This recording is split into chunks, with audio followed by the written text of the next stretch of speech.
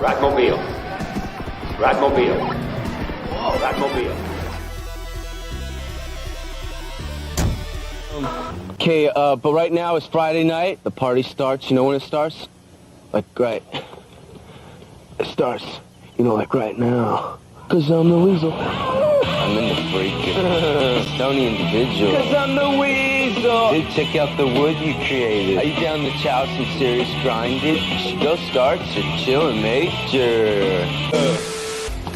Hey, come on, turn it off, man. I'm not ready yet. The only thing you have ever cared about in your life is nugs, chillin', and grinding.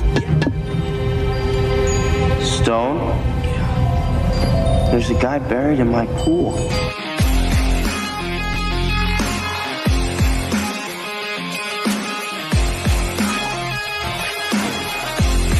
Almost a La Playa, buddy. High five, dude. We made it to the beach, dude. Major. Who are you playing, Encino Man, Paulie?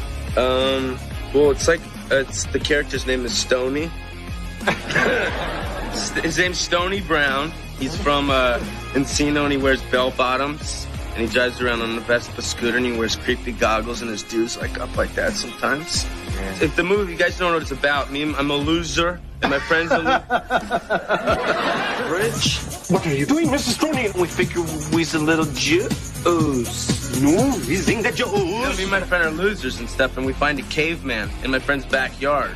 And we take the caveman to school, and it makes us cool, and I teach him how to do the whistle. Because if I had the whole Brady Bunch thing happen at my pad, I'd go grind over there. So don't tax my gig so hardcore, Cruster.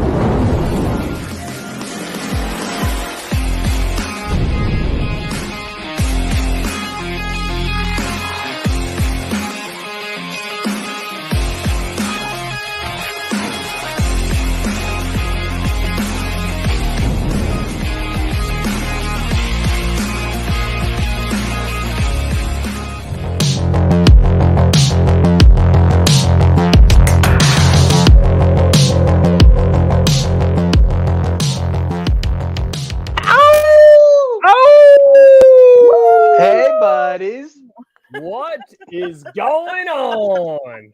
Woo! What's going on, gang? What's up? We sent the chat. What's got brain going freeze. on, chat? Chat, tell me who's in here right now. Tell me who's in here right now.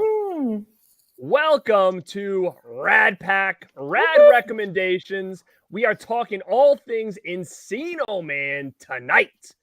Before we get started, I'm going to run through the chat really quick. Let me know who is in the house. We have a lot of people jumping on right now. Thank you guys for popping in. Really quick, we got Staunch TV saying, no invite. I'm going to start my own channel. Your own channel? You got a channel, bro. You should start a channel, Staunch. I think you're onto something. Gus! What's up, man? Welcome, man. Welcome. Hey, welcome, buddies. Hall & Oates, what's going on? What's going on? We got Gus in here, Monkey's in here. What's up, Monkey? Movie AV Impulse. What's going on, everyone? Hope What's up, dude? I hope everything is well with you as well. Pete's in the house. Pete's in the house. What's up, buddy? Wow, Dead Pit's bouncing already. I love it. Thanks, buddy. About to go to sleep, balls. Boo. Pauly Shore loved his movies. Hell yeah. Movie AV Impulse. What's going on, Damien Soyan Scott? Is that how we say this? Help me out, gang. Help Dimension. me out. It's Dimension. Oh my Dimension. God. Wow. Dimension. Wow, couple sips of this thing, and I'm gonna have a rough night, I think. Jeez. You getting a brain freeze already, buddy? Listen. If you guys are watching this right now, this thing, like, Justin's got the real deal over there. I could not find those things. I'm so greasy. I could not find one of those anywhere near me. I don't know if they're only at like movie theaters around here, but I couldn't find them at convenience stores, nothing. So for the first time ever in my life, I went to my local Cinemark. I walked in the theater and I went to the ticket guy and I said, hey man, I'm not here to see a movie. I just need to buy an icy. And he said, all right, man. And I went in there and I bought a large popcorn too, which spilled a good amount of that popcorn still in the floor of my car. So I went to a lot of work to get this genuine icy. I'm actually kind of jealous because I'd like that just to even keep that cup. You know what I mean? Because I don't Yeah, think I've never had one of those, and I got this thing, and it's called Hyper Freeze. I guess it must be some kind of like knockoff one or whatever. It's the only one I could find, and the cherry I've never had one of these ices. things before. I Put just got your this place classic on the map. Casey's General Store one. Casey's General Store. Mine's melted. What's yours looking like over there, guys? I have mine in the freezer. Mine's still frozen, but the juice Damn. like went to the bottom. So I'm the only one with an actual genuine icy then. Come on, guys. Yeah, I could not find one of those Dude. anywhere. I couldn't find one. But gang, this is what put this place on the map. I have a new super chat vid tonight, so we're gonna play a little game. If anybody dives in with it, we'll see the game we're playing. So as I scroll through, Tony's here, Basement Blues. What's up, man? What's Tony, up, you a big fan of buddy? Encino Man, dude? Cody Montana says, I'm the Weasel. Not the weasel. Hey, bud. Callow Daily, what's going on? College. He's giving us a thumbs up, which means hit that like button if you're in here right now. Jesse, don't tax my grindage, hardcore crust. That's right, Jesse. All right, buddy. All right, we got Michael Dulis. Wait! Hey! Shush! Oh shit! I love it. I love it. Are you in the chat, bud? Shush! Hush, please. I love this. Hell yeah! Welcome, welcome. We will get into Mike soon. Dying Breeds here says movie's awesome. Movie's awesome. Where'd you go, Dying Breed? Bob's Blu-rays is here saying what's up to Bob? everybody. What's going on, man? Rated Juice Superstar. That is me. This one can pass. I think this movie here. Wet Movie 1 is in the house. What is up, Brandon? What is up? Brian goes blue. Figures warm on the outside, icicle in the middle. Icicle in the middle. 2 minutes. So yeah, gang, thank you guys for popping in. Again, we love when we do these specials. We try to do something once a month, and again, we really want to go all in on this kind of stuff and just make your normal average reviews or whatever we're talking about just a little more entertaining for you guys. So again, we're going to talk about Encino Man. Justin, you are the mouth of radness. We know that. So please, can you just give us a quick little rundown about Encino Man, and then we'll kind of talk about our first experience with this flick. Absolutely. So we're going way back to the beautiful year of 1992. So I guess technically this is, what is this? So this is like officially the 30th anniversary, pretty much over 30 years ago that this movie came out, which is awesome, but it also makes me feel very, very old. Yeah. But it is what it is. Beautiful time. It came out May 22nd, 1992. If you guys want to know what was popping in 1992 in May at the box office, in the top 10, we had movies like Lethal Weapon 3. We had Alien 3. Encino Man, of course. Basic Instinct was number 5 that weekend. Beethoven was in theaters, popping off the weekend of May 22nd. White Man Can't Jump.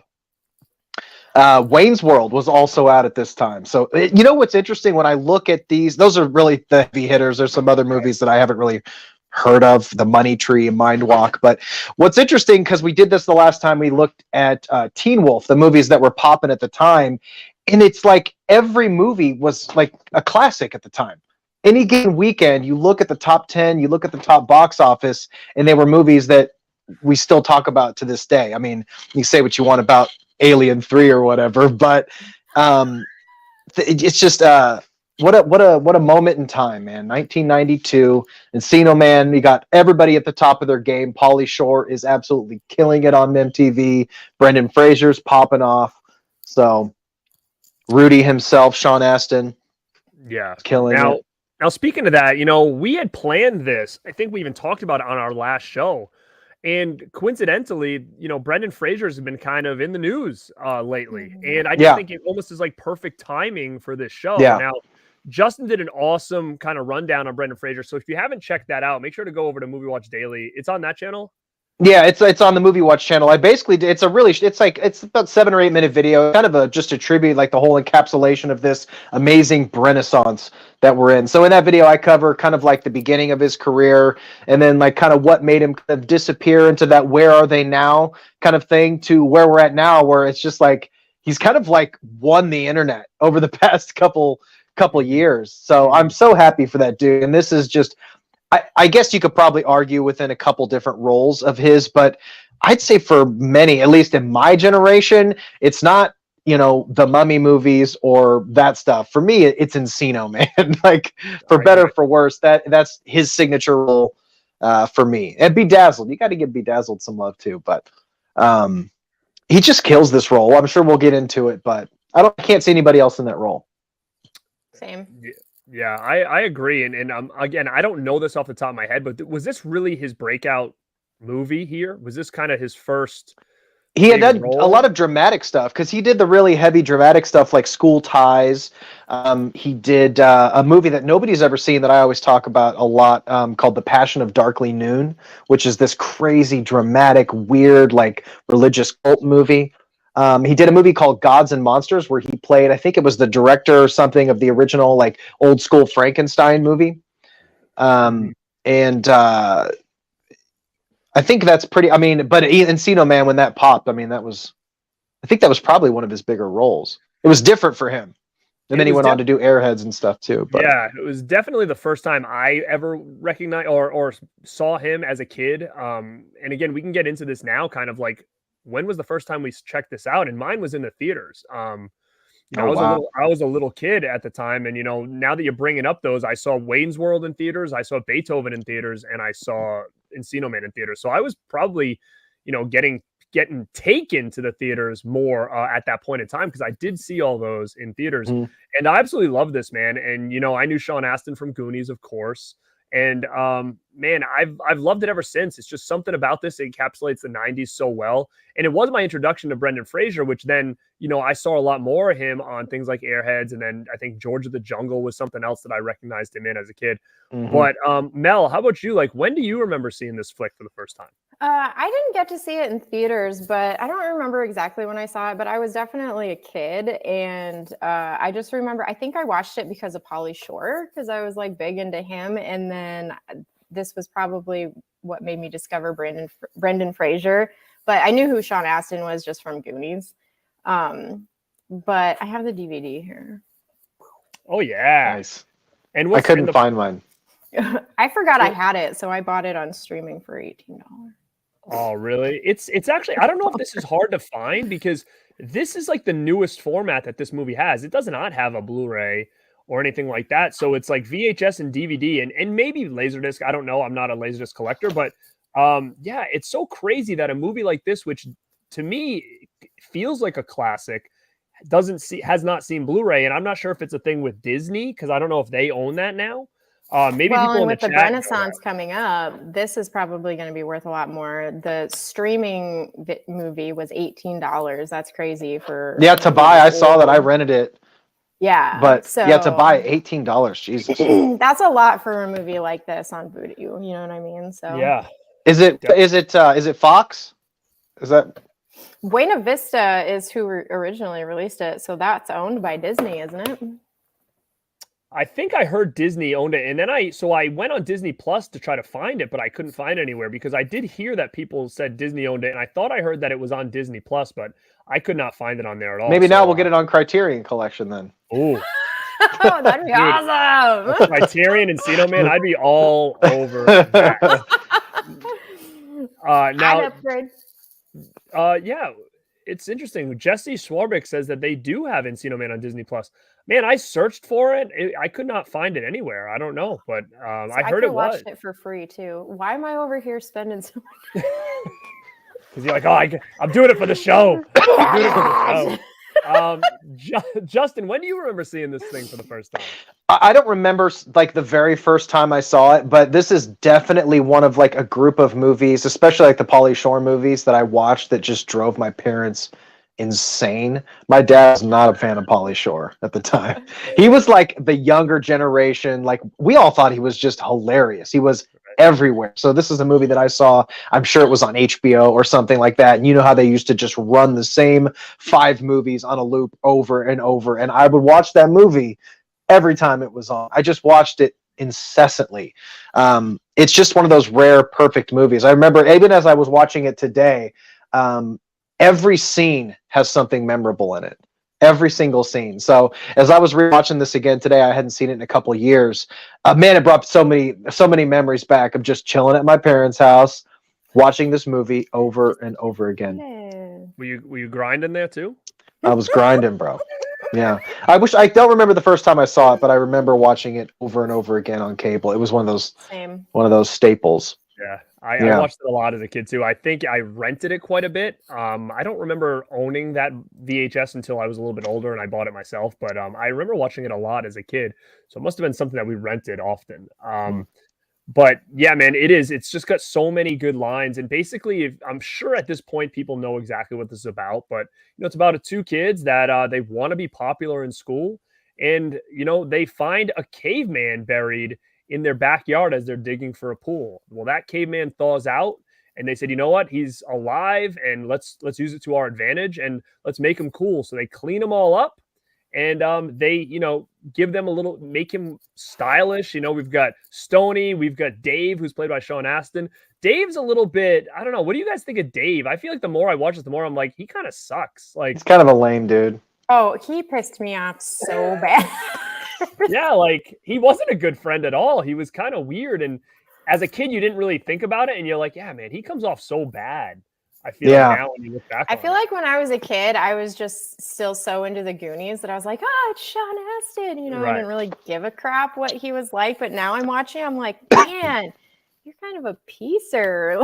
You're so crusty. What's interesting about that is you have the dynamic of the 2 characters. You have Stoney, who everybody, I guess, at school kind of looks at as like the loser guy, like making fun of him. Like he's just some stony loser. And then his friend is, equally a loser. But what's interesting about the dynamics of those characters, I guess if you want to break down the dynamics of these characters and Encino Man, this movie has a lot of heart, though. It really does. And we'll get into it. But Stoney is like the character that's like, be yourself, man. He's totally comfortable with who he is. He doesn't want to be popular. He's not worried about it.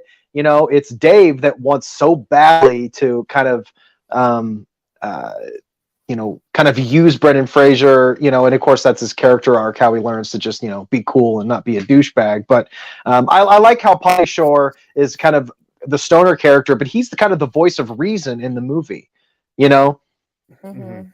Definitely. And yeah, so they thaw this dude out, and they give him a little makeover to try to make him the cool kid in school, to kind of help them get cool as well, and to also help Dave get the girl that he has a big crush on. Now, in that mix, we do have a ton of characters that we start meeting as we go. But before we get into that, let's talk about the makeover, because I love this scene a lot.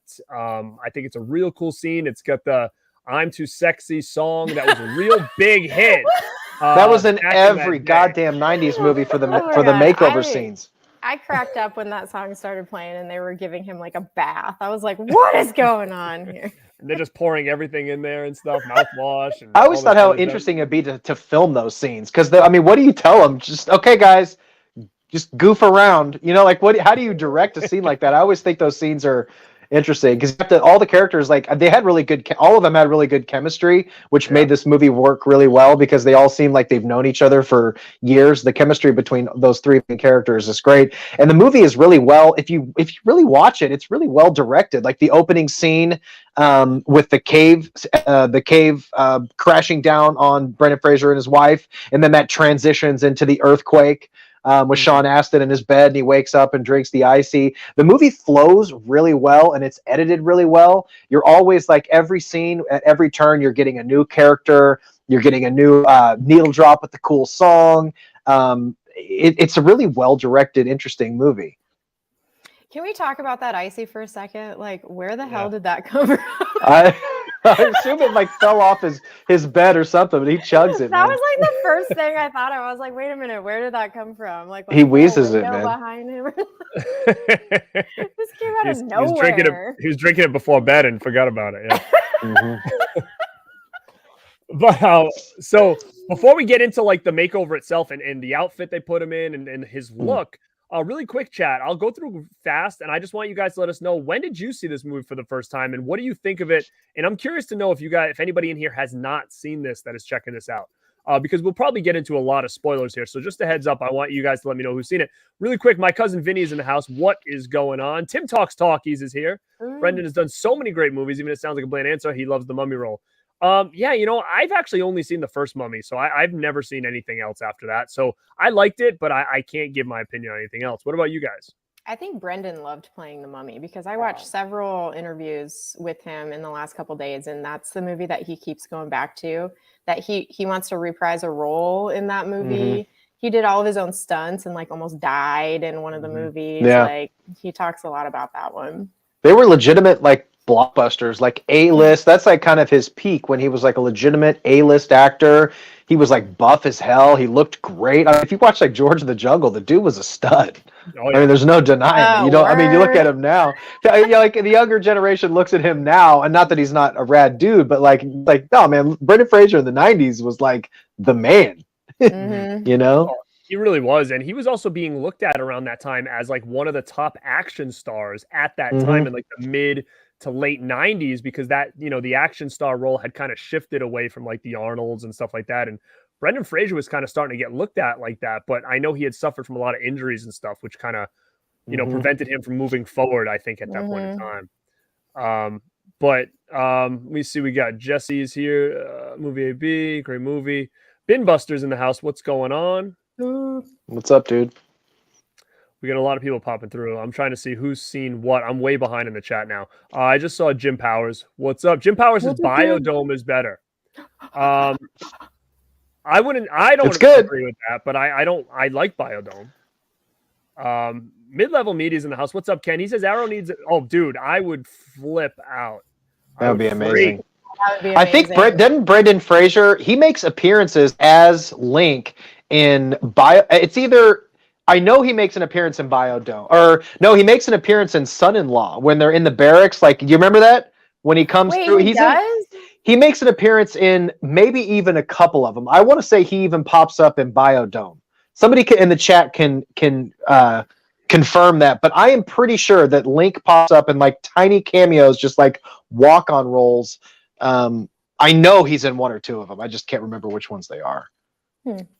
It's interesting you say that, and maybe the chat knows a little bit more about this, because I did mention something before we went live today and said that because if you look behind me, I did a little poster swap, put some 90s movies in there that all had some kind of relation to this movie. Now, I've got obviously Encino Man, and luckily I did meet Brendan Fraser last year, and I got him to sign that thing. I do have the Airheads poster on the other side. Kid and Play, I've got that Class Act 1 sheet back there, which is another movie that I absolutely love, which came out in the exact same year. And I always thought it was interesting as a kid because Pauly Shore is in that movie and literally plays the exact same character as Encino Man, to a point where I thought, is this supposed to be the same school? Like, is there some kind of, because it's California. I think he's in House Party too. If I'm not mistaken, I think he's in House Party as well. He could be. I don't know offhand. But then you bring up the Brendan Fraser stuff, reprising his role as Link, and I just wonder if it's all kind of like something those dudes kind of put together, and because obviously, like you said, he's reprising those role as Link in those Pauly Shore movies, and you just wonder if there was something going on with them, like, hey, let's just kind of do some cameos here and there with those characters, because I love both those characters in this movie. Now, Mel, why did I was gonna put Goonies up there as my fourth one, but I was like, you know what, that's 80s, so let's keep it 90s. Why do I got Burbs up there, Mel? Oh, because Buchanan, what's his first name? Rick. He's in the Burbs. Rick Buchanan, or Skip. Yeah. The ice cream man. Yeah. He plays the teacher in Encino Man, which I was so excited. I totally forgot that he was in this. And then when I rewatched it, for the first time after years, I was like, it's art. That guy's got such screen presence. Even in that, he has like 10 lines as the teacher, and he's hilarious. I love him so much. Glaciers, like, all right, like you were paying attention. Good. But speaking of that, this all-star cast, man, like I'm looking at this now, and you've got, you know, everywhere from like just the main cast there. You know, you got Pauly Shore, Brendan Fraser, Sean Astin, but then like Robin Tunney, who we all know from like The Craft, like she's in this. Rose McGowan's in here, you know, For like small roles. Yeah, you see just for a couple seconds, and she's in the background a couple times. Yeah, and you just kind of like you said, like Art or Skip from The Burbs, Rick, like he's in this. And you know what's funny is obviously you got like Megan Ward, and then the dude from Goonies, Data's in this as well. With you know, and that's kind of cool because you got Sean Astin in there as well. I thought I saw him, and then when the he's like in a tux in the school scene. He's like the leader of the computer club or whatever. Oh, that's right. Yeah, so you got them back on screen together, which I thought was pretty cool. And then even like little things like his dad is the dude from License to Drive and also The Thing, right? The Thing I think he's in as well. I'm trying to think who else, but like Matt's such a great character. You know, played by Mike DeLuise, but I don't know him from anything else. Do you guys know him? I just remember him from Wayne's World, where he plays like the camera guy who wants to, like the Studley camera. Yeah, he was like their drummer or something too. Yeah, yeah, that's right, he was. And to me, when I saw this as a kid, I always thought because again, I was young. I always thought this was Jason Priestley. Like when I was a kid, I was like, why does Jason Priestley look like acting like a bad kid? Like, cause he kind of had that similar look. And, you know, we do meet Matt as we start to go into the school and start to meet all these new characters. And, it was one of those things where I think he played a pretty good bully character. Do you think so too? Mm-hmm. Yeah. Absolutely. Like very, very memorable, not only just by his look, but also his lines that we kind of talked about earlier. And, you know, what I like, and you guys can help me out here, is when we meet him for the first time and Pauly Shore's character is explaining, like, you know, why he's the coolest kid in school. And it always made me laugh on some of the stuff he was saying about it. You guys remember? Oh, yeah. He's got buff spikes on top, 18-inch buys. I was telling them earlier, I measured mine before we went on just to see if I had bigger buys than Matt, but I don't. They were like 15 and a half. So he has me beat by friggin' 3 inches. That dude had big guns if he was really 18, because I was like looking, I was like, what does 18 look? I'm like, holy crap, like 18's big. Poor Pauly Shore was only 4 inches, so that'd be like 4 Yeah, he's great at that role, really natural, and he doesn't overdo it, you know. Mm-hmm. It's just great casting too, you know? Right? Yeah, he's charismatic. Yeah. And he's got some, you know, another thing they say is he says he's got a killer beak, like having like kind of like a big nose, I guess, is like kind of cool. Killer beak. Like The shit that rolls out of Pauly Shore's mouth, it makes no sense, but it's just fucking hilarious. Love it. Like to say he has a beak, like it just kind of made me laugh. I always thought that was kind of a funny, good characteristic about something. Like, oh, like what would you say if someone says like, oh, you have a killer beak? Like you kind of like, you're like, what? Is that a positive? You got a booger or something? Like a bird, like a beak. Lobes. He was talking about people's lobes and shit. Oh, my lobes. Yeah. Who talks about people's lobes? I know. Pauly Shore. Ben Grimm is in the house. What's up, Ben? What's up, dude? Joe Joker's in here. Let me see who else is in here. We got Robert Long's in the house. We say it's got also Short Round. Yes, it does. So yeah, we were saying that. So Data, I'm way behind in the chat. Mid-level media says he always thought Dave was kind of an asshole. He really was, and we learned that a little bit more as we kind of go on. Jim Power says Brendan Fraser is back on top. I need to see this movie. I didn't even know that he was doing one, to be honest. Yeah, it's the new Darren Aronofsky, the guy who did Mother and Requiem for a Dream and all that stuff. Mm-hmm. Yeah, it's. I think it comes out. It comes out later this year. Oh wow! All right. Let me see. We got Hall & Oates. It's on. He watched it. Wow! Awesome, man. Hell yeah! Watched it before the stream. I like that. We like this. Oh wow! S'mores and Doors in the house. He says I got my copy signed by Pauly a couple of years ago. That's cool, man. I've never met Pauly Shore. I should have sent you some pictures. I've met him a couple times at meet and greets. I've seen him. He comes to the Improv and does shows. He talks about how much he's like, you know, people always ask me, you know, why don't you do movies anymore? He's like, I do want to do them. Nobody asked me, man. So he just wants so badly to make sequels to all these movies. And if Sean Astin and Brendan Fraser both said they'd be down for an Encino Man too. Oh my God, I love that. That would just be do amazing. that now, though. I don't know. It'd be weird. It would be hard. I mean, the good thing is like all three of them are still, working. It's to an extent, I guess, but which is cool to see. All three of the big three of this is, Sean Astin's doing his thing, so it's kind of cool to see that. And it says Brendan Fraser now just signed on for more conventions, so he's probably doing the circuit. If you guys have him that come around you, No. you don't have any. Nothing over there, huh? I get nothing. Actually, Who wants to come out to the sticks and have a convention? Just tell him to take a train over. Right? Be like, Brendan, can you get here by train by any chance? What's up, Captain Hara? Class Act is such an. I was when you posted that poster on your Instagram today, I was like, holy shit! I was the only other person. Me and Staunch of Staunch TV talk about that movie a lot. Such a great movie. Such a great movie. He really needs to be in here, huh? He loves all the same stuff. Staunch did a whole video about. I don't know. I don't know if we'll talk about it, but he did an Encino Woman for like a Disney Channel. It was a sequel to Encino Man. It was a spin-off, Encino Woman in 1996. Yeah, Encino Woman.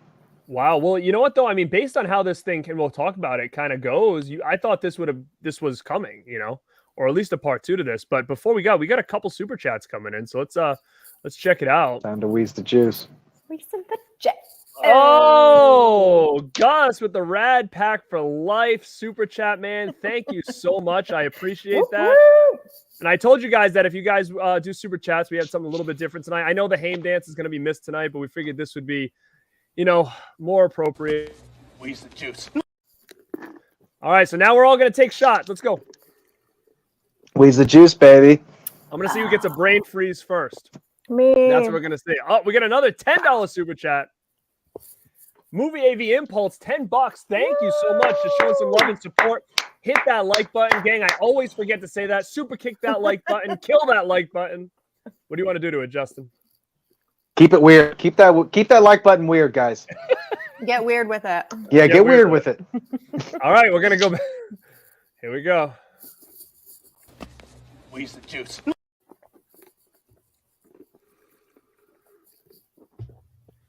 All right. Thank you, guys. So delicious. Jim Powers, dude, I'm going to be there, man. I did see it. It's freaking killer. So, yeah, find me because you're going to know me before I'm going to know you. So don't hesitate to come up to me and talk to me, okay? I will be there at Chiller in October. I saw Tabata Vision here. Sorry, man. If you're still in here, what's up? I saw you post in earlier. Who do we got here? Oh, my God. Here we go again. Predminant. Help me out, guys. Come on, Mel. Predminator. Predminated. Yeah. What's up, man? What's up? Oh, this is going to airplane spin that like button. Exactly. So talking about Brendan Fraser's look as Link, what do you guys think, man? I loved it, and I still love it. I'm curious about it. So they clearly shaved up the back of his head, right, for his haircut. Yeah. But then what the shit did they do to I think it was probably like some kind of wig or like a weave in his hair. But I mean, if we're thinking in the movie, why was that the hairstyle they thought would make him? I think it's because his hair was like half. I think what they were trying to do was his hair was kind of like dreaded up from being like caveman style. So they just cut it. And maybe that's what they were trying to go for. Like caveman 90s chic. I mean, type of vibe. Because I looked at his hair and I put said, it in like a ponytail, and it's like cleanly shaved up the back. I was like, why didn't they just shave his head? I don't get it. No, his clothes are dope though. His gear is fresh, like the trench coat with the shorts and like the necklaces and stuff. Yeah, he's got the chucks on there. Like everybody's style except Dave, the bum out of the movie, wearing button downs and dad jeans and shit. But Paulie and Brendan Fraser are just looking clean the whole movie, man. Their style is awesome. Man, if I could, I would. I mean, I guess I could. I just have to let it grow. That haircut that Brendan Fraser has I would love to rock that now. Yeah, it's sick. Rock that now. It's just I don't even know how it stayed that way. It was like I couldn't figure it out. Yeah, it's not dreadlocks. Like what is it? Like what is it? It's kind of like they put some heavy product and did some twists or something. It's like some faux dreadlocks. They backcombed it, man. Yeah, you try to teach me the backcomb thing. I'm in the mirror trying to do this shit. I'm like, man, I just can't get my shit to stick up. I'm back combing my hair for 3 hours. Yeah, I didn't do that. I did it for like 5 minutes and gave up. Look at that Melly Shore. I love it. Thanks, bro. Thank you. We again we try to go all in on these episodes because we only get to meet once a month. So yeah, you guys, I feel like they both look freaking killer right now. Like I'm pretty jelly about this both this hair situation. You know, You're looking cool, man. Look at Justin. You kind of got a Brendan Fraser thing going on right now. I think Justin should just rock this daily. I think it's kind of. I think it works for me. I think it's Justin Rock Daily. That's what I want. It's very. It's such a buff. I'm looking pretty crusty right now. Yeah, it was crusty bad. Buff. I'm looking buff. Yeah, I think buff. It's a buff look. Buff. Buff. And then they gave him the name Link. What do they want to call him? Axel? Yeah, Axel. That's what Pauly Shore wanted to call him. Stony you know, two? speaking to that role and his evolution into the character, this is one talent to. I think this is going to turn into just a Fraser love fest in here, but I think everybody will be just fine with that. If you look at all of his roles, how much he can adapt to any role that he does. If you look at Airheads, he can play like the badass rocker guy, and he's still like every character is like lovable. But in Encino Man, it's basically he has no dialogue, so he has to be entertaining on screen, have a personality without really saying more than a couple words, and somehow he fucking pulls it off. You know. He really. I was going to comment on all of his like grunting and stuff in the first 20 like a lot of facial expressions and stuff. With the fire and stuff. Ow! He's the only person in the world that can like scream at the top of his lungs and it sounds awesome. Yeah, and cross his eyes. Brendan Fraser, watch any of his movies. He crosses his eyes upwards in every single movie he's ever done. You won't be able to unsee it now that I mention it. I promise. That's like his signature move. Yeah, I thought he was rad, man. Like he looked super cool, and I think the name Link fit him. I think everything was cool. And the thing with Brendan Fraser that made him cool too, he seemed like he was like a big dude. Like how big is he's like 6'3", right? 6'4". He's huge. Yeah, I mean, when I met him, he was sitting down, so and he was up on like kind of like a platform or whatever, and there's a table in front of him. So I didn't stand next to him, but just seeing him in this movie, he just towered over everybody. And it was just curious to see and like you said about him making the grunting noise and stuff. He was also, when he was walking, he was doing like the sniffs when he was walking. Yeah. to smell the girl's hair and stuff. Uh-huh. Yeah, he's got like that whole animalistic thing. I love that. And they start bringing him to school. He's meeting all the people. The girls are all liking him because, again, I think what it is, not only did he look super rad, but we talked about this a little bit before with Stoney, is that, he didn't know how to act cool. He was just being himself and kind of going to all the different cliques and just becoming friends with everybody. And I think that's kind of almost like a lost art in a way, is that there aren't too many cliques out there now. When even kids probably when we were in school or kids now, and you got to be that person, I think, that just kind of can roll with anybody. Because then you're never lonely or whatever. And I think that's kind of what he did. And that's what I think really put him over, at the school itself. That's the moral to, it seems like all these movies. I don't know if you guys noticed this, but this movie is basically Teen Wolf. Do you guys notice? Like all these movies are basically very similar. You'll have somebody who wants to be popular in high school. They'll bring somebody in thinking if they, associate with this person. Can't Buy Me Love, Teen Wolf. And, at the end, and that's the big moral. Just be yourself and just be like a good person. Yeah. Now, is there something wrong with us? Like, because we did Teen Wolf because we love it. We're doing this one now. Him and I did, Can't Buy Me Love. Can't Buy Me Love. Why do we like these movies so much? Like, they're all the same. They're all the same movies. Trying to be popular? They're all the same movies. If you really think about it, they all have some dance sequence at the end, a big dance. They have they all have that arc like in the second act where they're just like the biggest thing in the school. I think there's a dance sequence in this. Yeah. And they all kind of have that, like you said, like Teen Wolf had a dance sequence as well. And I don't know, maybe it's like we look at ourselves now and think to ourselves, man, if we could go back in time and go to school and just be this, right? Yeah. That, we would be the coolest kids around, right? So, that's right. So maybe that's why we're so attracted to these movies, because we're like, we just needed to be ourselves this whole time. And it is interesting. I feel like we bring and all of these. I think in damn near every episode that we've had, we've kind of hit these same themes. Just one of the guys. Mhm. Yeah, exactly. So Yeah. it's something about these that we really, really like. And Lepke Vision Films is in the house and just threw us another super. So sorry I'm late. I've been wheezing the juice since the stream That's was right. announced. Hell yeah. Well, Nice. you know, speaking of that, we're gonna do the same. Wheeze the juice. Cheers, guys. Woo! Thank you. So again, now he's going through and getting a little bit popular. People starting to know him. Now Dave and Stoney are like, especially Dave is more or less like, hey, like he's getting in with the cool people. You know, now let's just kind of, you know, hang around with him and get a little more popular as well. And then they're trying to teach him the ways. Now, one of the big ones that we talked about before we went on the stream, great scene that I love is when kind of Stoney takes him for the day, basically. And then they do the Stoney stuff and Dave's kind of left off, you know, doing his own thing. And I love this scene, man, when they go to the carnival or the amusement park, wherever they go. And then they end up going off to the convenience store there. And we learn some valuable things from Stoney as we go through this convenience store. He actually explains, you know, the big major food groups to Link, because he wants Link to kind of fit in, be, you know, that cool kid from the 90s. And what did we learn, man? What's the first one that he talks about? What group? I think it's the milk group, right? It's the dairy group, guys. So anybody in the chat, I hope you're following this. Milk Duds Dairy group is the Milk first. Duds. It's the first group on the food pyramid. So we're gonna all eat our Milk Duds now because we want to stay healthy, gang, and we want to make sure we get all the food groups in to have a healthy and nutritious diet. So, guys, I have not had a Milk Dud since I was probably, I don't know, 10 maybe on Halloween or something like that. So I just remember them being like very chewy, but I don't remember what the. Let's check them. I love the milk group. Mine are a and the little dairy melted. Group. So good. Milk Duds.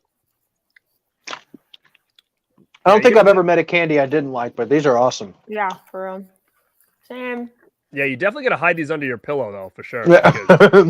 So your mom don't find them. Yeah, your mom found them just snug. So everybody watching right now, you guys, what do you think of Milk Duds? When's the last time you've had one of these? And are you jealous that we're eating these right now? Because They've kept the box the same like design in all these That's years. legit.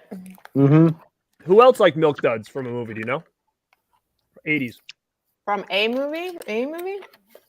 Yeah, 80s movie. Who else was a big Milk Duds fan? Mom. I could eat this whole box. I don't know who.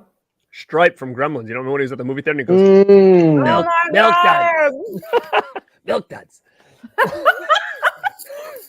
Yeah. That's hilarious. So I'm going to end up probably giving the rest of these to Stripe back there. Mm. Yeah, they're pretty good, I guess. It's like a weird...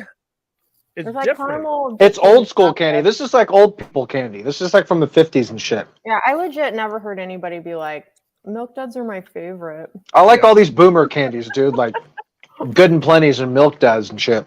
But these were definitely staples at like Halloween. I feel like you'd always get like, the little boxes. Little mini boxes. Yeah, You in there? Let's see what we got. We got a couple people chiming in on Milk Duds. Hold on, I got to catch up now. All right. So the What other stream like this can you watch that's interactive, where you get to eat candy and stuff like? This is a one-of-a-kind stream. You don't get this shit everywhere. Oh man. Dairy Group. Yeah, my teeth. They are sticking to my teeth. Actually, They're not quite as bad as Dots, Oh, but they dots do are stick to your the teeth. worst. Mm-hmm. Or it's like So- biting on a Jolly Rancher. Mm-hmm. so guys, we're trying to help you guys out too. You know, we're trying to teach you those four major food groups in case you had forgotten through the years. That's right. So, are we just gonna we're gonna roll through them? I know Brian Goes Blue says he can't wait for us to eat the meat group. Well, who said we're doing dairy? We're just doing the Milk Duds right now. That's all you getting. Fucking hate Milk Duds. Still here, huh? Guess he woke up. He heard Milk Duds. He was like, "Huh." What? He's checking under his pillow. Yeah, Gus doesn't like Milk Duds either. Helen Oates hasn't had them. Lepke says Milk Duds are legit. He had them in the theater. Wow, you grabbed them in the theater, brother. Robert Long's talking about Whoppers. They weren't on the list, Robert Long. They weren't part of the food groups there. Yeah, Ben Grimm says he's not a Milk Duds guy either. Basement Blues is a big Dots fan. Interesting. What about Nacho's group? I would love a Nacho's group. But the next group is the fruit group, which is super important. You got to have your fruit. So, guys, make sure that if you are eating your fruit on a daily basis, fruit, sweet tarts. Mel. Citrusy, dude, you freak. Look at Mel. Oh, dude, so citrusy. Got so many of them. So many. Those are so citrusy. Why did you get so many? You're gonna. I was freak, just dude. running through the store and I was like, ah. Oh, dude. So citrusy, dude. You're gonna. These are freak. so citrusy, dude. I will say this. It's been a while, but I loved sweet tarts as a kid. Loved them. They were. I haven't had the real ones. See, before I found these, I was on the hunt for these Milk Duds, and I had the shitty bag of the chewy sweet tarts. And when I discovered these, I said, "Man, I really wanted them. These are the kind that was in the movie, in the roll. You got to have these." So I have not had the regular sweet tarts since I was a kid. Probably. What are you guys thinking? What do you think, Garrett? I haven't got mine yet, but I remember they were like very powdery, like when you would open them and stuff. I used It's to like like eating a Smartie. Oh yeah, Smartie. Yeah, it's like a Smartie or like a Necco wafer or something. Mm-hmm. Oh, These dude, are good. So citrusy. These are so citrusy, dude. I'm freaking. I'm freaking out. Tangy. Yeah, make sure you get your fruit in, guys, to keep you healthy for sure. So definitely add these to your diet. For me, it was the big one. Do you guys remember the big, like, oversized, like, medallion chewy ones that you used to get, like, at the pool? Do you guys remember those? That's too much fruit, bro. Too much. That's like 3 servings of fruit. We're good. You know what I did like as a kid? Remember Spree? They were kind of like this. They had like a coating on the top. So I good. kept seeing those instead of these at the store. Yeah. Sprees. Shock. Oh, Brian. Who's this? Lepke says something. Did Brian say it too? Shock tarts. Remember those? Sick. These are good. I don't know if they could be in my regular rotation, though. They're a little much. My I stomach's don't already like in pain. them. I'm so glad I bought so many. Yeah, you got a lot. Did you want them? We might do a giveaway tonight. Ooh, yeah. I like that idea. Mel might do a giveaway, sweet tart giveaway. Sweet tarts. You sign them. You got to autograph them. Lepke Be says, up what on shirt eBay. do I have on? Oh. Where's the juice? Where's the juice? This Wheeze the Juice shirt is basically like it's a rip on those 90s, like kind of like the White Men Can't Jump logo or whatever. But I got this from a company called Sadist Art Designs on They do a bunch of those. I've seen a bunch of their designs with the quotes Yeah. on them like that. Yeah, that's a great company, guys. If you haven't, Sadist Art Designs did this. They do a lot of other shirts, very similar in vein with like I think they did the Burbs, they did Predator, they've done Ghostbusters. They have a lot of cool stuff on that site, so you got to check those out. But yeah, that was the fruit group. Fruit group. Sweet tart. And the next one, you got to have the vegetable group, guys. Get the veggies out. The corn, vegetable, corn nuts. Bro, I left mine under my pillow and my mom found them. She took them. I'd take them too. Corn nuts are awesome. I bought them all. You know what? Mel's got 3 bags.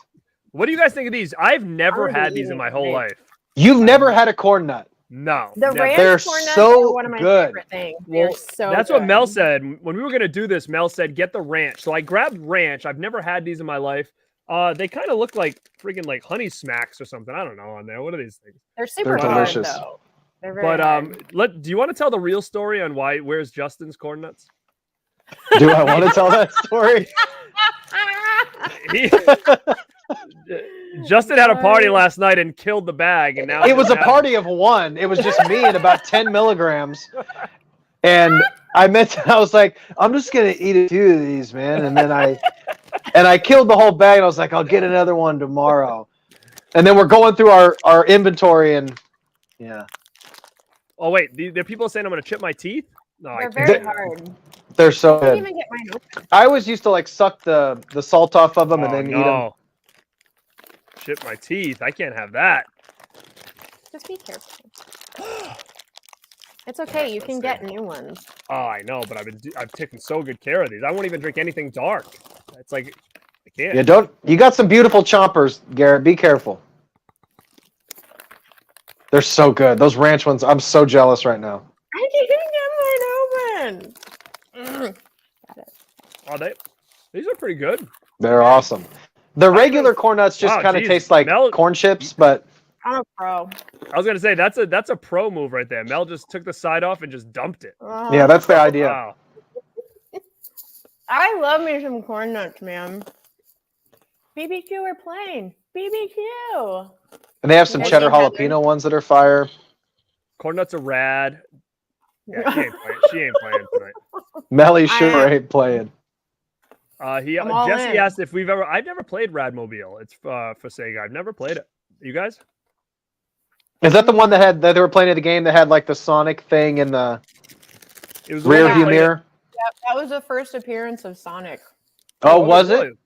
That's awesome. Dangling in the rearview mirror of that game. That's so cool, man. I didn't even know that. Corn nuts smell like butt? What? You kind of do. Those must be the originals. They smell like the bottoms of my dog's feet, but they taste really good. Not my dog's feet, the corn nuts.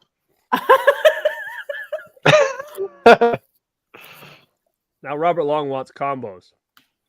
Combos are good. The pepperoni pizza ones are legit. We're eating corn nuts. He's talking about combos over here.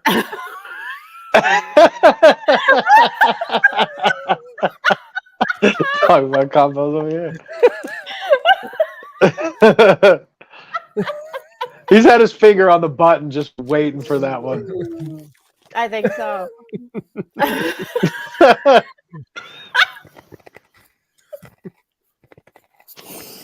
So what's the verdict? So pretty good, right, Garrett? Pretty fire, right?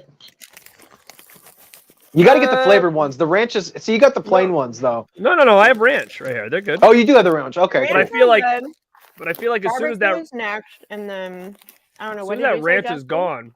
There's a full serving of vegetables right there, man. It's good for you. Eat your veggies. That's right. I feel so left out. These motherfuckers aren't joking. That's right. No, you partied without us, Justin. They were good. They were good. I was just watching House of the Dragon, just crushing fucking corn nuts.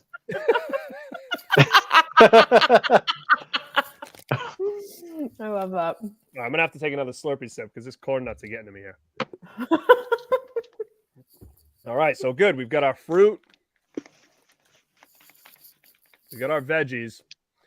We got our dairy.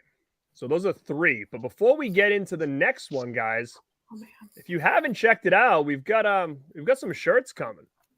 We got shirts available right now on the store, shop.deadpit.com, and also over on Mel's store. Mel, did you know your store handle by any chance? I don't know, tpublic.com/mykillerpodcast. There's some over there too, but we'll show you what we got coming on. All right, and we'll get back to it. Let's go.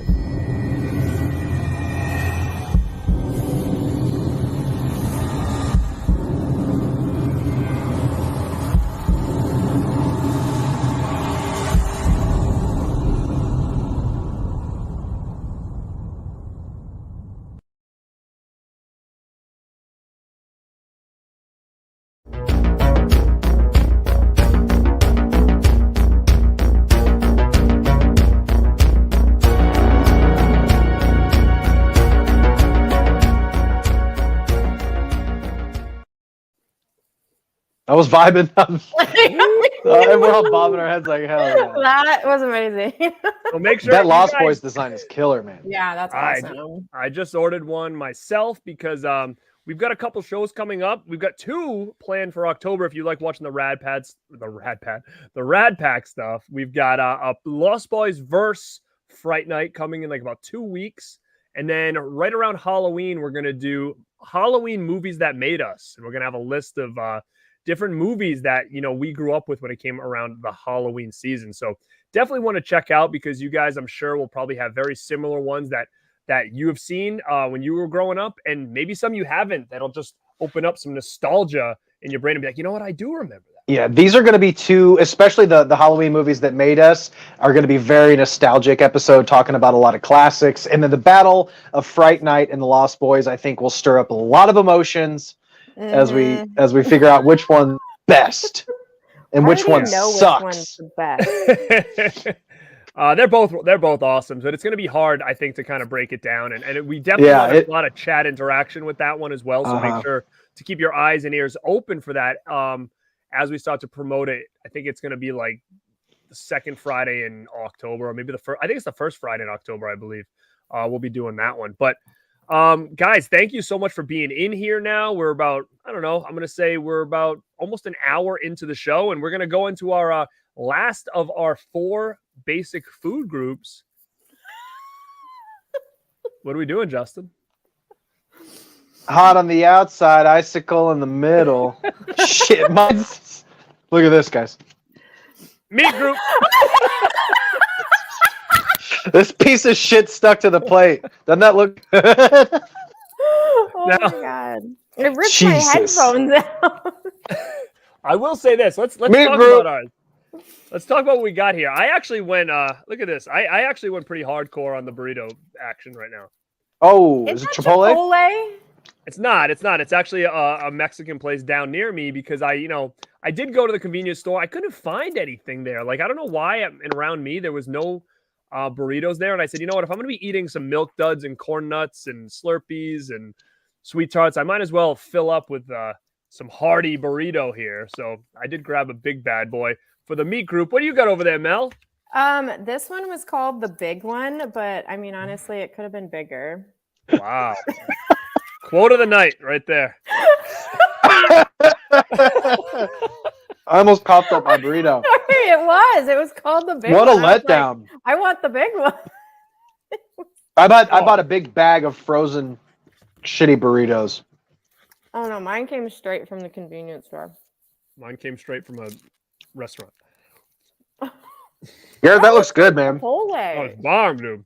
Bomb. Yeah, that looks awesome. Is it what? Is it Pancheros? Pancheros. No, the place was called California Taco. Maybe they have those where you guys are. No. They don't got those? We have Chipotle or Pancheros. Mm. Same thing. It looks exactly the same though. Just weird. Fire.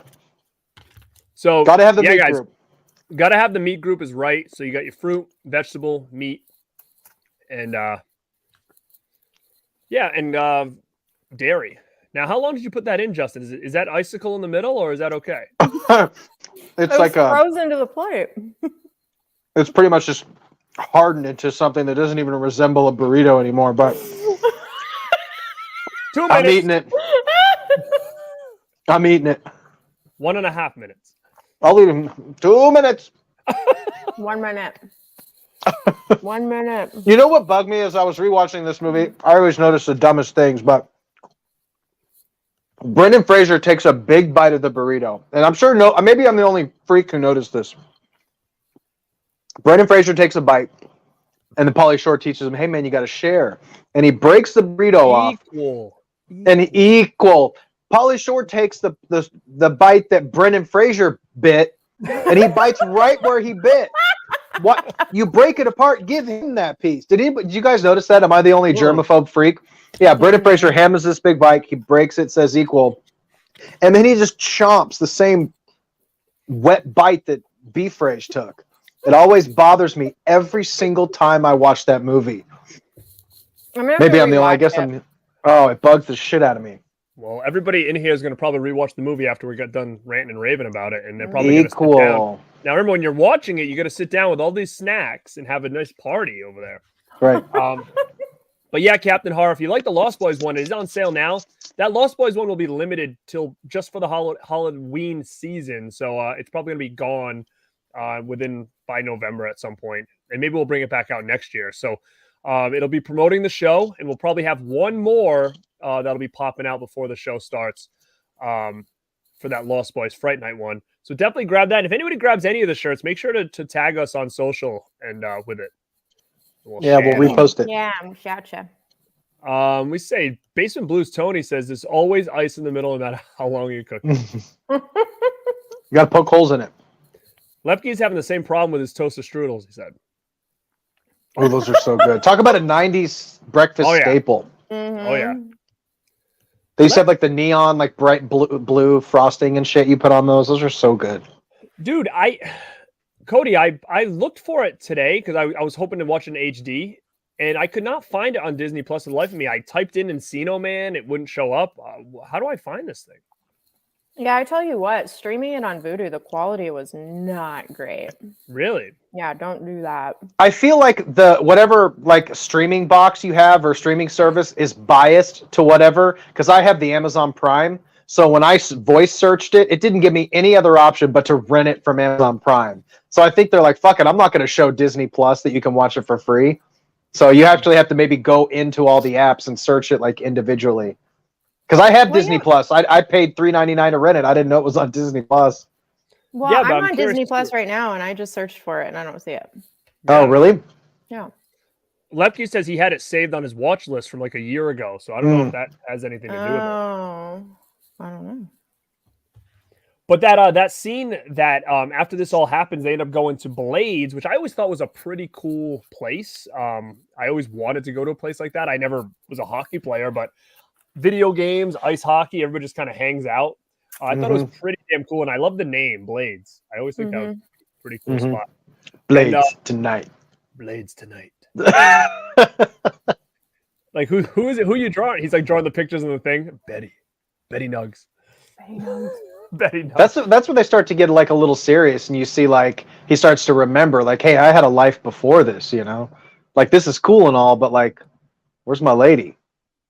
I had some cave nugs, but I haven't seen in a while. Kazungas. And this is where, you know, you start to see Robin, who's the love interest of Dave, who's dating Matt, starts to turn a little bit on Matt because he's continuing to bully everybody. He kind of pushes Dave around, and then he clocks, you know, Link right in the face. And what do the kids say? Oh, yeah, that's such a rough scene. The new kid, he took it.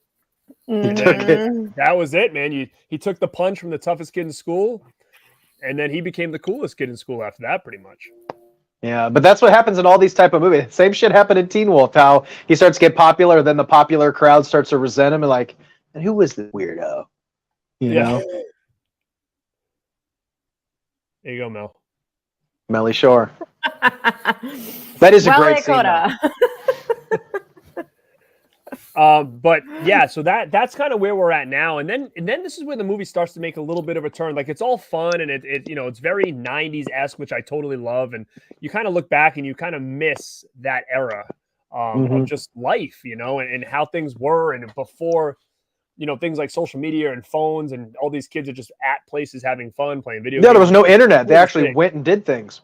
Yeah, it's very cool to kind of see that, and I always like, that's why I think I really enjoy older movies like when we grew up, because, you know, things are actually done. Like it's hard nowadays because most kids, I feel like, are just glued to those phones. So even when you make movies now, it's just tough because it doesn't feel, I don't know, as realistic, I guess you would say.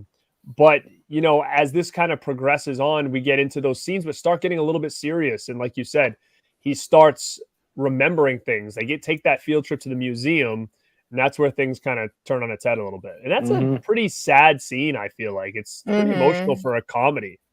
It works. That scene, that group of scenes where he starts to have that realization, that's what makes that, like, with a lot of these movies, like they're very silly, but I think that's what makes all these type of movies work, when you actually do feel something. It's not just a silly, disposable, you know, goofy movie. I mean, it is all of those things, but at the same time, you do feel something.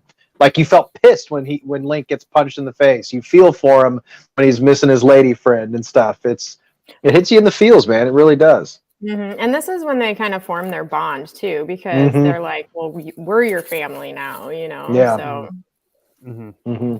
And it's just good to see, you know, and I think what it really boils down to with this movie, and like you talked about with a lot of these movies, is it just really dials into like, be yourself. And I think that more people, especially teenagers, because it's a weird time in their life, they're trying to figure themselves out. They don't know what they want to be, but it's so important. And I feel like, you know, even growing up as a teenager myself, I feel like there was points in time where I was kind of trying to be myself, but like I wasn't sure where you fit in, kind of thing. And I think everybody kind of goes through that.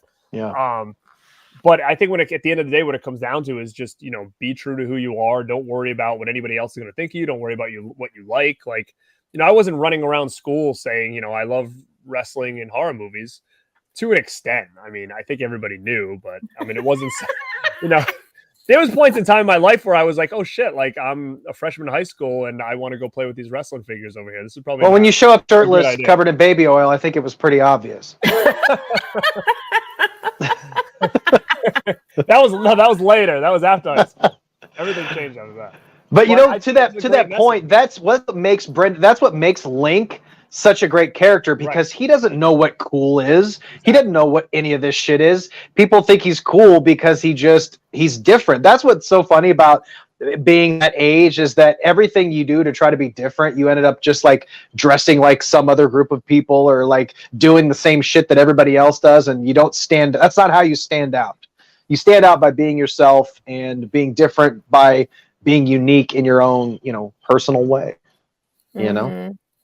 Like, how cool would it be if you walked into school and this person to my left or right up here, Mel, was sitting there at the desk? Look how cool she looks, right? Like, right?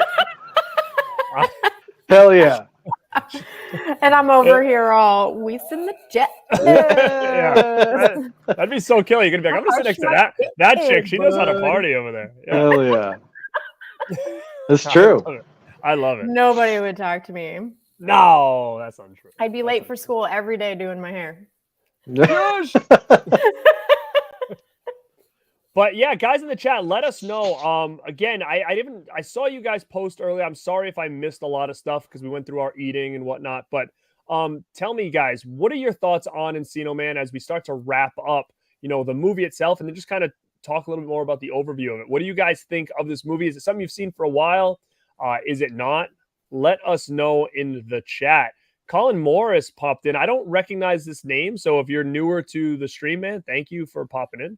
The things you've ever cared about with your nugs, chillin', and grindage. Correct. Mm-hmm. And you know what? Let's talk about Dave for a minute while people start writing in.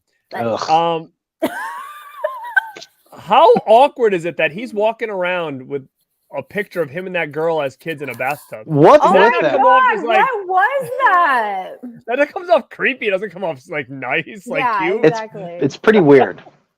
We were naked together. Why he's like the non-popular guy. Yeah. Like if he walked up to you like, Mel, remember when we made naked together? It's like you and him in a tub at like 3 years old. Get out of here. Who'd you show that to? Oh. He's like, no, that's your copy. You can keep it. Show whoever you want. And she's like, no wonder why Matt wanted to beat his ass all the time. I mean, Jesus. Yeah, no kidding. You sympathize with the bully in this movie. It's true. Imagine he's you had a not like a lovable he's not even like a lovable nerd. He's just kind of a dick. Yeah, he's a real piece of shit. He learns his lesson though. He learns.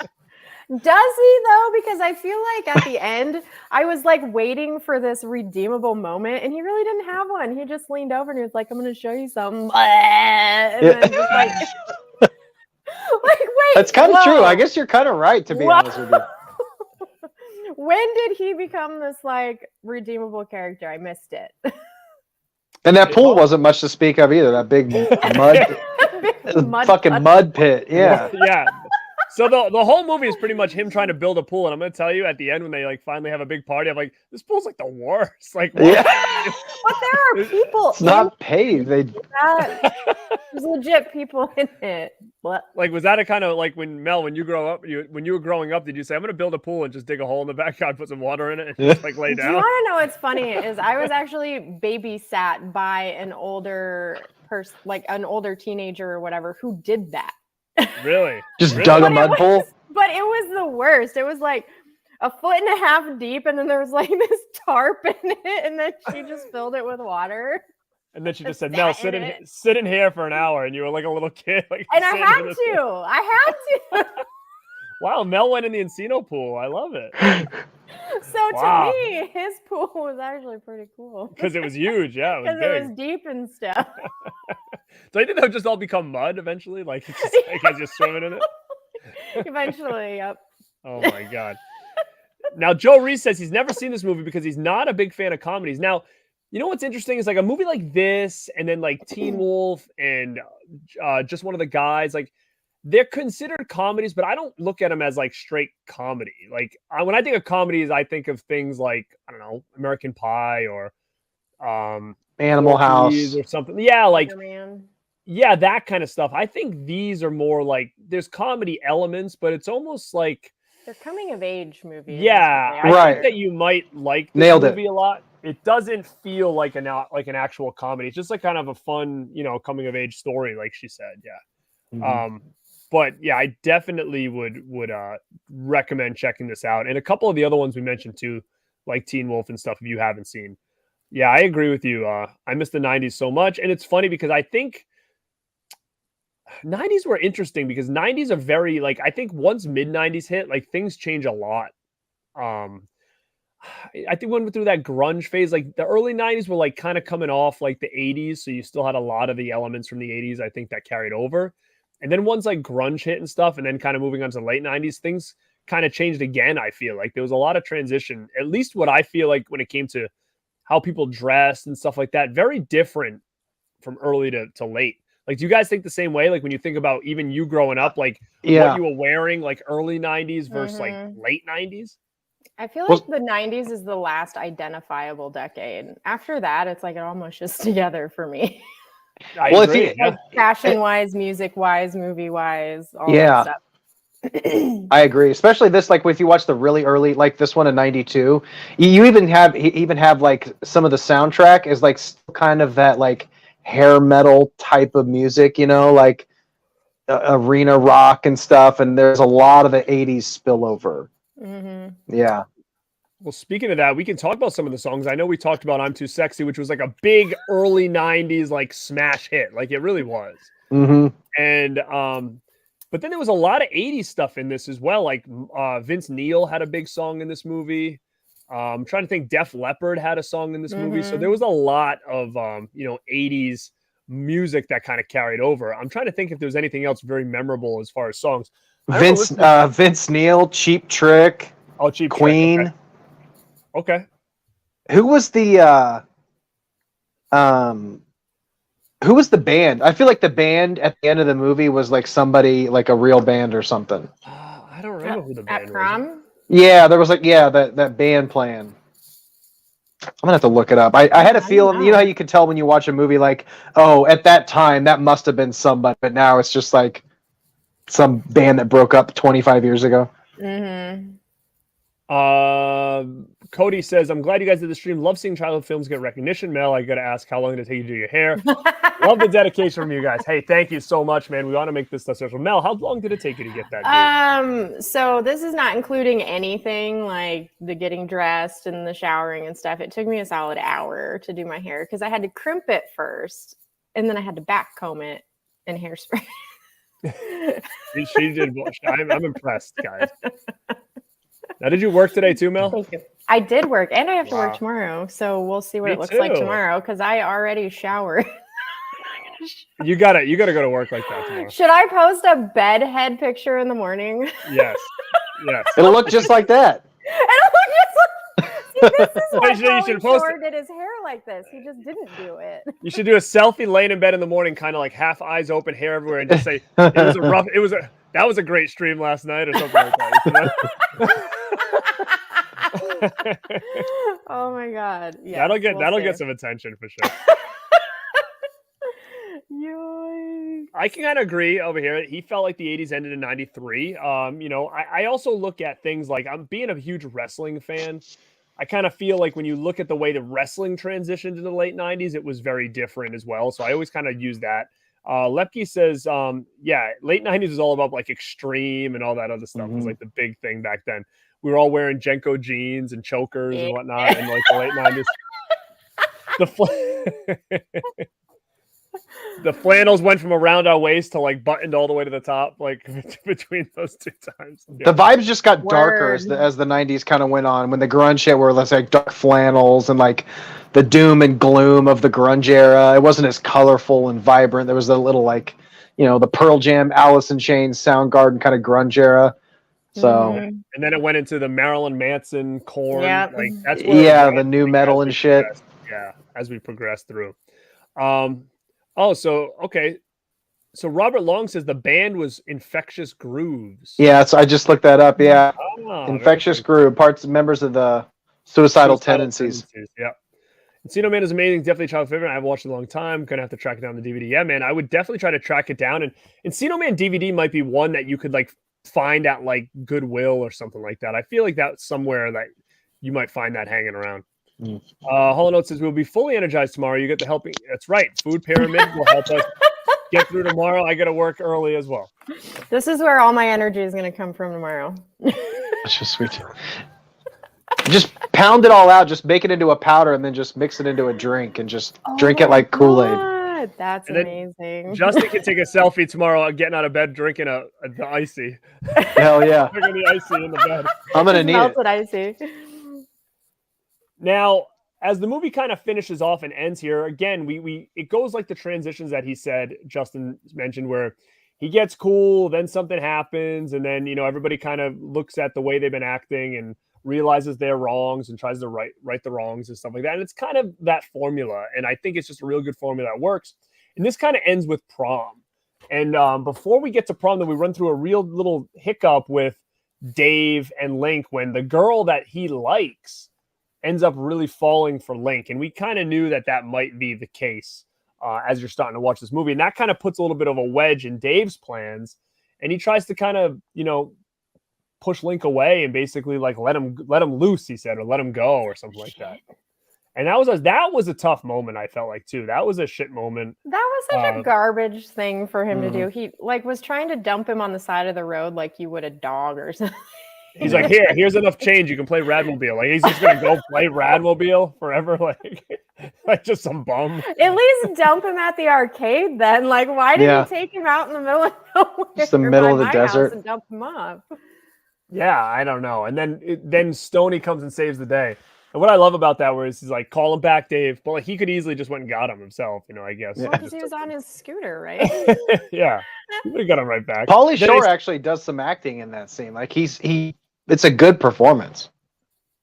Yeah. What is what's the one line? I like his line. What he says to Matt. What did he say? Like that was not cool, Matt, or something like that. Like, yeah. And when he punches him in the face or something like that. I like that line. But yeah, that's kind of he says right here, Dan Mel nailed it. What is Captain Horror saying over there? Yeah, identifiable for sure. Definitely. But yeah, so we go into prom and Dave kind of sees his ways and they all hug and their family. And Dave says, you know what? Like whoever she wants to go with to the prom, like she can go. Whoever she likes, she can like. Like I'm not going to worry about trying to be cool anymore. And that's kind of where everything kind of the coming of age, I think, kind of takes place with him. Maybe that's where his redeemable moment came from. Right. Although he was like, if you touch her, he's gonna slit his throat. So not so redeemable. Yeah. He's check this picture out. I had her first. He's like, you guys naked? Yeah. But then you get the classic, prom group dance that they do.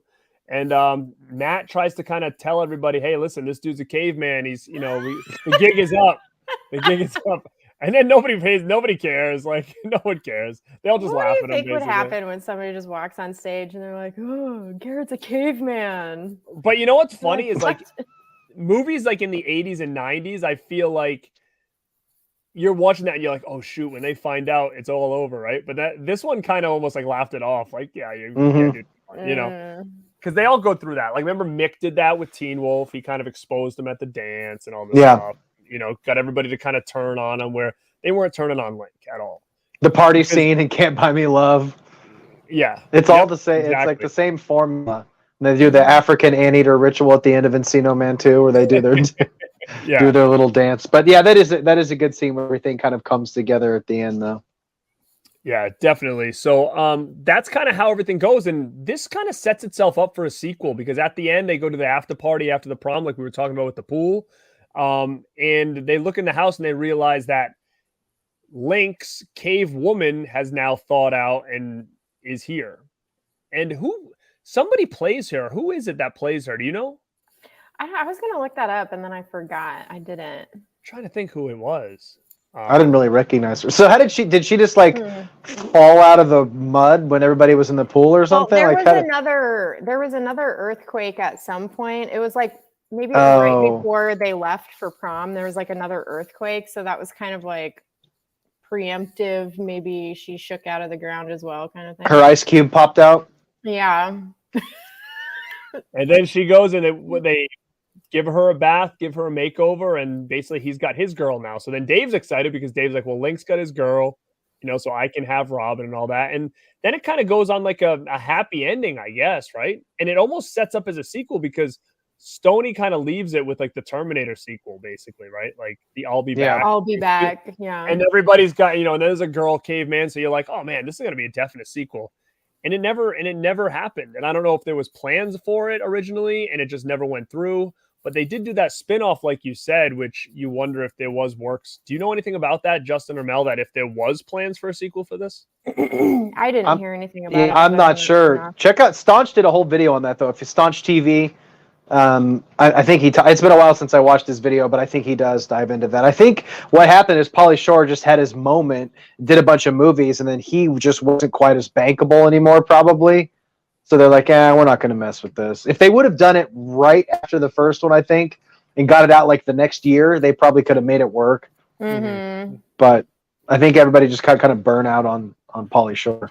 Well, and at this point, too, I wouldn't even want them to touch it. You know what I mean? Like, even if they were going to bring back characters, it's like, let's not, let's leave it, leave it amazing as it is, Yeah, but there's that nostalgia factor. Oh, go ahead. Sandra Hess is who played Cave Nug. Cave Nug. I'm looking at her movies, and she was in the 1997 Mortal Kombat Annihilation, I guess. But that's the only one that. She's Sonya Blade. Is that she played? I don't know who she played. Oh, that's funny. Colin says that Link was his son-in-law. So you know what? I don't even know if I have son-in-law. I might. I don't think I do. Interesting. I would love to check that out. I'll have to check and see if I have it. Horror Dude is in the house and loves Mel's hair. Thanks. Killer. Wait till tomorrow. Check me on the gram. Oh, yeah. He says, so yeah, Sonya Blade in Mortal Kombat. That's so funny. Wow. So that was like all she's done is she was Cave Nug and Sonya Blade in Annihilation. Huh? Well, she was in other stuff, but I didn't really recognize that. But guys, do you have anything else you want to talk about when it comes to this movie? Again, it is one of my favorites from the 90s. And if I was to do a show about 90s movies, this would definitely be in that top tier for me. So did anybody else always use the shush? Because that's one always. that I still use today to annoy people. I'll be like, shush! Yeah. That shit I do stuck. it to my brother all the time. Always. I agree. I always do that as well. And you know what's funny is that this in wrestling now, there's a character that does shush now. Like he just started doing it, and I'm like, wow, that's so funny that he's making that a thing. And he had to have got it from this movie. He had to have. Mm-hmm. Right? Yeah, 100%. One of the things that came from this movie that I didn't realize is I've got some Brundle flies that annoy me all the time, and I'll always be like, shoot fly, don't bother me. And then when I rewatched this movie, I was like, holy crap, that's where that came from. You belong to my friend Link. Is this? Protein. Meat group. Yeah. Meat group, yeah. It's just an all-around classic. It's a staple of the 90s. It's one of those, it's like a calling card of the 90s. It's like you can't talk about 90s movies without talking about Encino Man. Mm-hmm. It really builds up the fashion that was going on as well. It really encapsulates like the high school, I feel like was very on point with like how kids were dressing and acting and stuff back then. This was Clueless, right? Mm-hmm. I think Clueless was 93. Okay, so it was right around that time. I think. You can definitely tell some wrong. similarities between, the high school and the way the kids were dressed and acted and stuff like that. But, 95. Clueless was 95. But, yeah, I mean, it's great cast of characters. Like you said earlier, one-liners, all over the place, things that you're going to remember. But what's funny is like a lot of these things, especially with what Pauly Shore did, nothing really caught on mainstream, right? Like you figure with all these like words and the way he was, linkage and all this other stuff. And I know Harsh kind of caught on because that was used in Clueless a lot, right? I feel like I said Wheeze the Juice a lot for sure. Wheeze the Juice? Yeah. Yeah, I mean, I was wondering if that ever caught on as well, but maybe it did in certain areas. I didn't remember hearing it too much as a kid, but yeah, so many good things in here. Now, again, just in closing, I want to go back to the chat, and then we'll kind of tell you guys what we've got coming up as well on our channels here. So, guys in the chat, let us know who is still in the house, and we'll start answering a couple questions for you guys. Let me see. Every time I go to Walgreens, I find a different Pauly Shore movie from the 90s. It's like $2, and I'm always leaving it. What are some of the ones, like, I mean, I know his big ones, Son-in-Law, Biodome. Jury Duty, Biodome, In the Army Now. In the Army Now, yeah, that's the one I was trying to think of. Yeah. Okay. They're really not, I think for me, it's like Son-in-Law is pretty good, but for me, it's pretty much like Biodome and Encino Man, I think, are his best movies. Like Jury Duty, man, that one's kind of tough to get through. Is it? And he actually, I think that if he did a movie just a couple of years ago where he plays a very like Pauly Shore style character. I think it's called Guest House, where this couple buys this house, but Pauly Shore is like still living in the guest house and he won't move. And he's like a party guy. It's actually pretty funny. Now, is he playing the same kind of character in that one? He's not quite as like stony, you know, but it's still very much Pauly Shore. Bobby Lee's in that movie. I'm a big Bobby Lee fan, so it's worth watching if you're into. And he does a lot of podcasts. He's got a podcast now called I forget what it's called, but he's got a podcast. He's doing a one-man show called Stick to Dancing that he's touring on now, so you can catch Pauly Shore. Yeah, he does a bunch of podcasts too. He was just on Andrew Santino's Whiskey Ginger podcast today, actually. And he also did, if you want a really deep dive of Pauly Shore, where he talks about like his whole career, he did an episode of Joe Rogan, and it's like a 2.5 hour episode. He talks about why he thinks his kind of career fell off and the early stages of Totally Pauly and his whole career. So that's a really good watch too. Yeah. Now, with Pauly, it's funny because was he a VJ on MTV for a while too? Is that where he got started? Well, his parents, Mitzi Shore, and I forget his dad's name. They started the Comedy Store, which is basically like the origins of every single famous comedian you've ever known. Richard Pryor, Sam Kinison. He grew up as a little kid. Like Sam Kinison was like his babysitter growing up. He grew up hanging out with Richard Pryor and Steve Martin and all that stuff. He still runs the Comedy Store. So that's like a legendary comedy club in LA. So that's where he grew up. So there's a little bit of nepotism, how he kind of like rose to fame. And so growing up in the Comedy Store, it was hugely popular in the 80s. Andrew Dice Clay, all those guys, any famous person, Jerry Seinfeld, they all started, Eddie Murphy, they all started at the Comedy Store. So through all those connections, he was an MTV VJ and had his whole show, Totally Pauly. That's where I got a lot of those clips at the beginning of the show today were from Totally Pauly. If you Google that, there's just hours and hours of him just goofing around on that show. It's pretty interesting. And you can see that the character that he portrays in those movies, that's just his persona that he kind of created. So I definitely suggest people checking out the Totally Pauly show because it's pretty interesting. Yeah, I remember it, but I haven't really dove deep into it. Yeah, it was a little before my time, the 80s stuff, because that was like in 80s, like 87, 88, 89.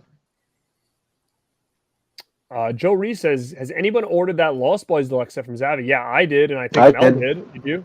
I haven't got a shipping notice yet either, and I've never actually ordered from Zavi before, so I wasn't sure if it was like, we're definitely going to get this on release day, or is this something that's going to take a little bit longer? I've ordered from them a lot. A lot of times you don't even get a shipping notice. It just shows up. Sometimes you do. They don't pack their stuff very well too, so I'm a little. Yeah, it'll be like, yeah, it's kind of scary when you see the box sitting on your porch. You're gonna see like the UK label on it and the box. Mailer. It's like extra thick. It's not even like a sturdy box. It's just like where it's the kind of packaging where the box like fits just directly around the movie.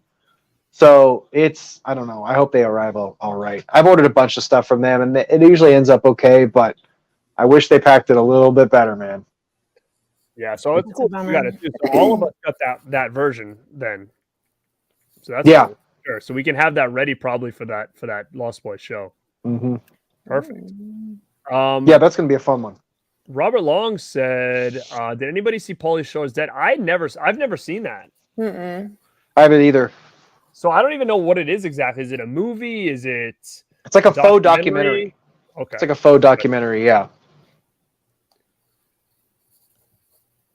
Oh, you're talking about Zavi. You just get it. You just get the shit. That's how it works. It just pops it up one day.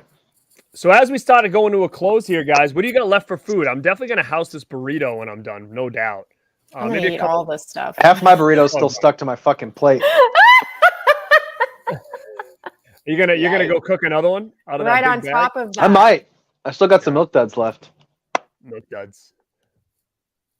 I'm curious. What are your thoughts on the film Airborne? Have you? I am. If they're both anyone. I liked it, man, but I don't know why it doesn't have any kind of new updated edition on that. That's one of my all-time favorite. Me and Staunch TV, again, my boy Staunch. We did a whole rollerblading movie video. Well, he did, and I did a part on Airborne. But before we leave, gang, really quick, if you guys haven't noticed, we've been on some other streams lately. Kind of, we got a little takeover tour going on right now, where basically we're just popping on other channels and doing some stuff with them. So if you haven't, Mel and I were on both Mid-Level Media's channel this past Tuesday. If you guys want to go check that out, and we also crashed over on Christian Hanna's Planet CHH last. What day was that? You remember? I don't remember. Was it a week ago from today? Might have been like last Friday or Saturday night or something like that. I think it was Friday. It was the All 80s show. That was a good show with the call-ins and stuff. That was a fun episode. Yeah, it was 5 days ago. So if you guys haven't checked that out, definitely go check those two out. We were on that. And, it's the takeover has begun, guys. The Rad Pack are going to start taking over. We're going to see us all over the place. We're going to go on different channels. We're going to run the channels. I mean, it is what it is. But you know what? Right now, we want to find out who's next on a takeover tour.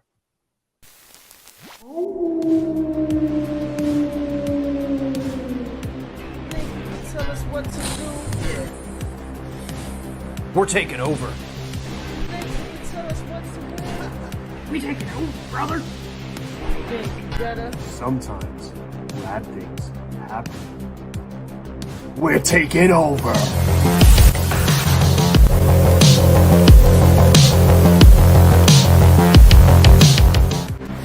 S'mores indoors, you're next. S'mores. We're taking over, brother. We're taking over. Doors. We're taking over. That's right. That's right.